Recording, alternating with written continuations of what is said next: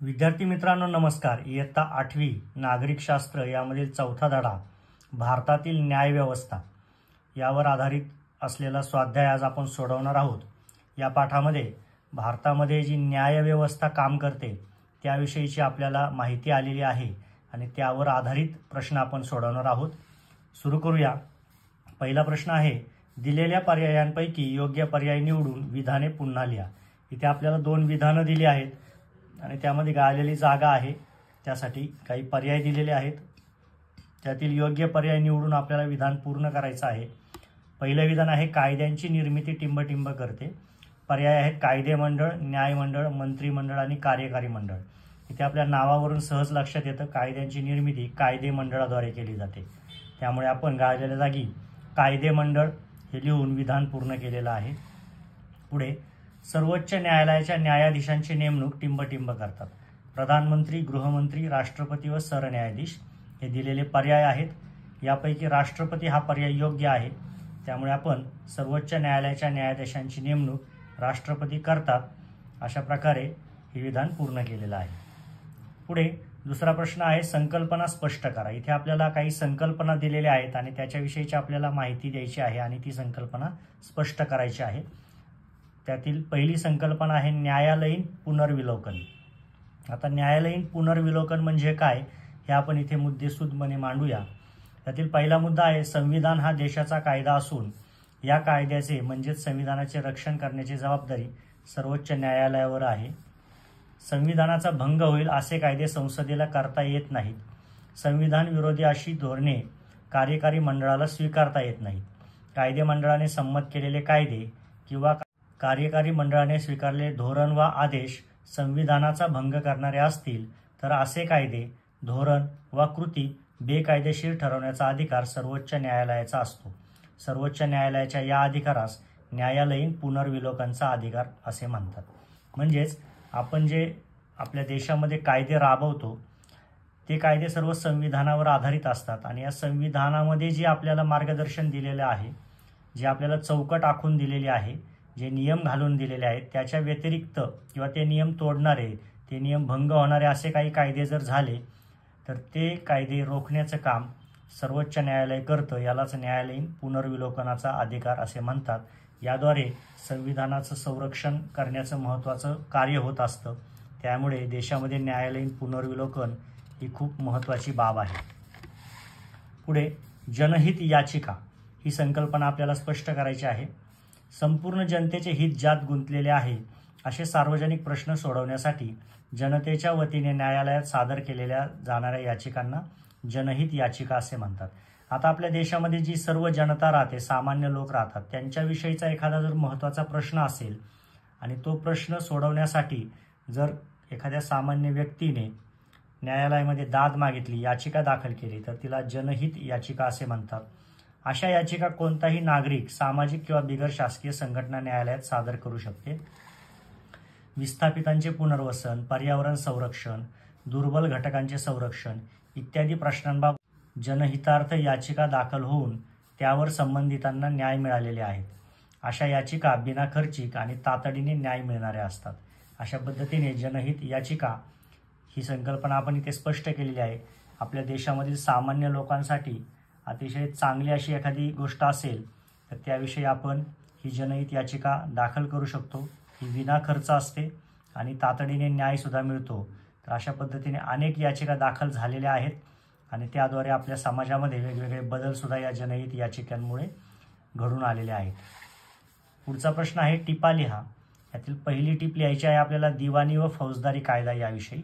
दिवाणी कायदा म्हणजे काय पहिल्या मुद्द्यामध्ये पाहूया।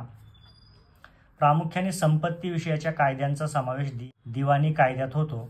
व्यक्तीच्या हक्कांवर गदा आणणारे तंटे दिवाणी कायद्याच्या अंतर्गत येतात। घर, जमीन इत्यादी स्थावर मालमत्ता, भाडे करार, घटस्फोट यासंबंधीच्या याचिका दिवाणी न्यायालयात सादर केल्या जातात। जर जे आपले घरगुती वाद असतात किंवा जमिनीविषयीचे वाद असतात, अशा प्रकारचे जे वाद असतात हे सर्व दिवाणी कायद्याअंतर्गत येतात। पुढे फौजदारी कायदा पाहूया। फौजदारी कायद्यामध्ये गुन्हेगारी संबंधीचे कायदे फौजदारी कायद्यात समाविष्ट होतात।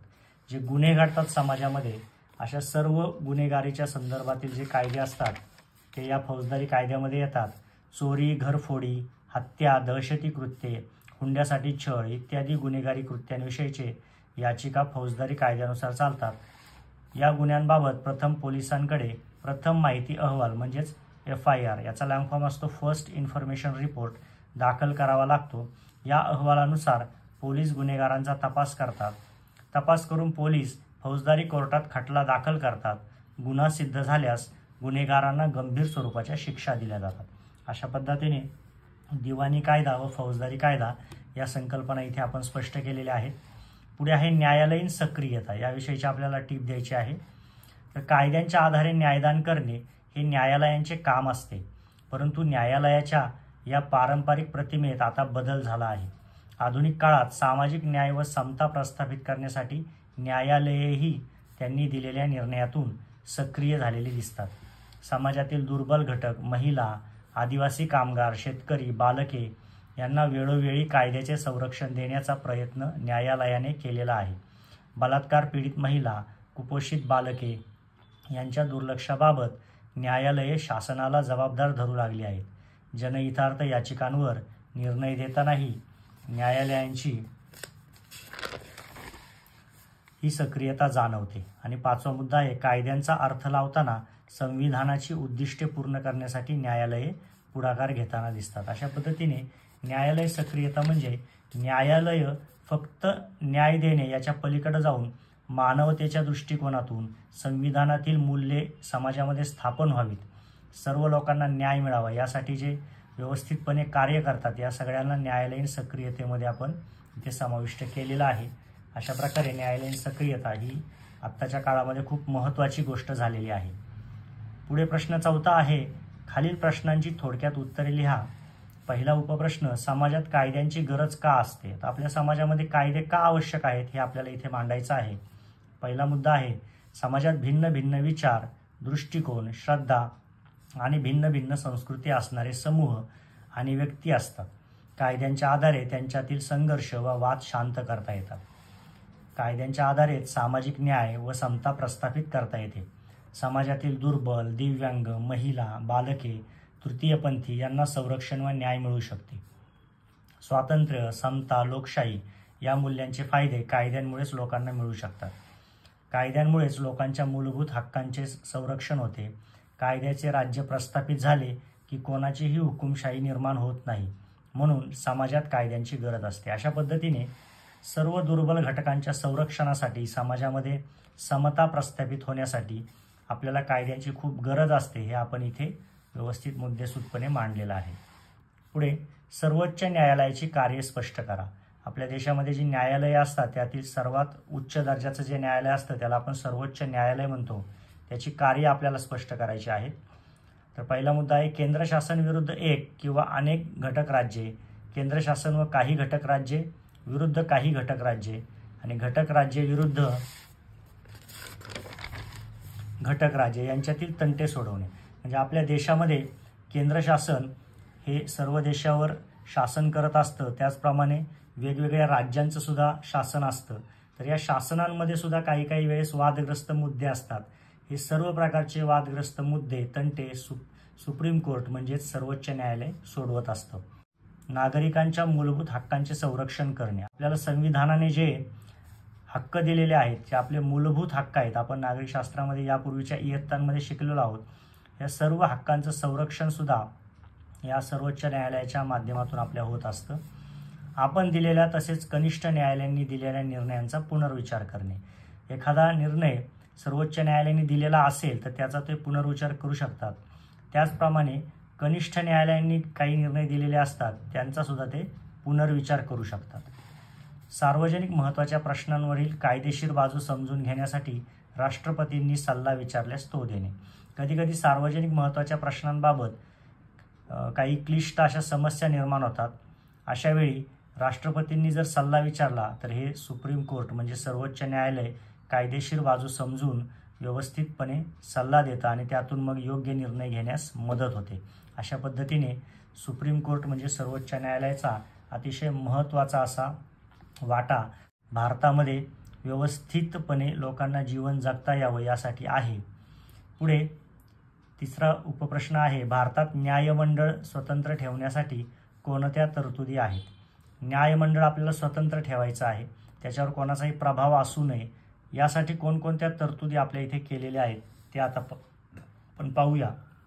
पहिला मुद्दा आहे, उच्च व सर्वोच्च न्यायालयांचे न्यायाधीश राष्ट्रपतींकडून नियुक्त होत असल्यामुळे त्यांच्या नियुक्तीबाबत राजकीय दबाव येत नाही. उच्च व सर्वोच्च न्यायालयांमध्ये जे न्यायाधीश असतात त्यांची नेमणूक राष्ट्रपतींकडून होत असते, त्यामुळे इतर राजकीय नेते किंवा इतर राजकीय पदाधिकारी यांचा कोणताही त्यात हस्तक्षेप होत नाही व राजकीय दबाव निर्माण होत नाही. न्यायाधीशांना त्यांच्या सेवा काळाची शाश्वती दिलेली असते. क्षुल्लक कारणावरून किंवा राजकीयदृष्ट्या प्रेरित असलेल्या कारणांवरून त्यांना पदमुक्त करता येत नाही. आता जे न्यायाधीश असतात त्यांना सेवा काळाची हमी असते, म्हणजे काय तर त्यांची जी नोकरी असते ती सुरक्षित असते. रिटायरमेंटच्या वयापर्यंत, निवृत्त होण्याच्या वयापर्यंत त्यांची नोकरी अबाधित राहील. त्यांना कोणत्याही क्षुल्लक कारणावरून किंवा राष्ट्रीयदृष्ट्या प्रेरित असलेल्या कारणावरून त्यांना काढता येणार नाही असा नियम केलेला असतो. त्यामुळे ते कसलीही भीती मनात न बाळगता निर्णय देऊ शकतात अशी अपेक्षा त्यांच्याकडून असते. अशा पद्धतीने ही सुद्धा महत्त्वाची तरतूद न्यायाधीशांना आपल्या नोकरीविषयी भीती वाटू नये यासाठी करून ठेवलेली आहे. न्यायाधीशांचे वेतन भारताच्या संचित निधीतून होते व त्याबाबत चर्चा करण्याचा अधिकार संसदेला नसतो. न्यायाधीशांचं जे काही वेतन असतं ते भारताच्या संचित निधीतून होतं आणि हे वेतन कमी जास्त करण्याचा कोणताही अधिकार संसदेला नसतो. त्यामुळे त्यांना बऱ्यापैकी सुरक्षितता मिळालेली असते. न्यायाधीशांच्या कृती वा निर्णयांवर व्यक्तिगत टीका करता येत नाही. न्यायालयाचा अवमान करणे हा गुन्हा समजला जातो. आता न्यायाधीशांची जी कृती किंवा काही निर्णय असतात त्याविषयी व्यक्तिगत टीका केली जाऊ शकत नाही, म्हणजे त्यांना वैयक्तिकरित्या कोणत्याही प्रकारे चुकीचं ठरवता येत नाही. आणि न्यायालयाचा अवमान करणे म्हणजे न्यायालयामध्ये काहीतरी नियमबाह्य वर्तन केल्यास न्यायालयाचा अवमान होतो, हा गुन्हा समजला जातो, त्याबद्दल शिक्षा होऊ शकते. त्यामुळे न्यायालयामध्ये न्यायालयाची जी प्रतिष्ठा असते ती जपली जाते. अशा पद्धतीने भारतात न्यायमंडळ स्वतंत्र ठेवण्यासाठी ह्या विशेष तरतुदी आहेत आणि यामुळे भारतातील न्यायमंडळ हे प्रभावीपणे काम करू शकतं. पुढचा प्रश्न आहे, पुढील तक्ता पूर्ण करा. न्यायमंडळाची रचना याच्यामध्ये 3 भाग आहे, त्यापैकी उच्च न्यायालय एक भाग आहे. उरलेल्या 2 आपल्याला गाळलेल्या जागा दिलेल्या होत्या आणि ते सरन्यायाधीश व इथे जिल्हा न्यायाधीश लिहिलेला आहे. आता न्यायमंडळाची रचना आपण पाहिल्यास याचे 3 भाग पडतात. एक सर्वोच्च न्यायालय, उच्च न्यायालय व जिल्हा न्यायाधीश. आता सर्वोच्च न्यायालयाचे जे प्रमुख असतात ते सरन्यायाधीश असतात. उच्च न्यायालयाचे जे प्रमुख असतात ते मुख्य न्यायाधीश असतात आणि जिल्हा न्यायालयाचे जे प्रमुख असतात ते जिल्हा न्यायाधीश असतात. अशा पद्धतीने हा तक्ता आपण इथे पूर्ण केलेला आहे. इथे आपला स्वाध्याय पूर्ण होत आहे. या पाठामध्ये भारतीय न्यायव्यवस्थेविषयी जे महत्त्वाचे प्रश्न आलेले आहेत त्यांची उत्तरं आपण इथे पाहिलेली आहेत. अशाच आणखी प्रश्नांचा सराव करा. धन्यवाद.